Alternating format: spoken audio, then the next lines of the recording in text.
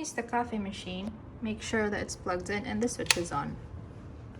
Open the tank, remove, pour water inside, put it back, make sure it's attached to the nozzle correctly.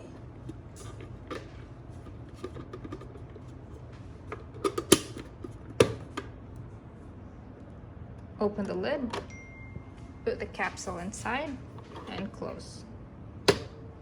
Press this button right here to turn on. Once the light stops blinking, that means that the machine is ready. Put the mug right here and press these buttons right here. Once you're done, open. Used capsules will be found here. Close.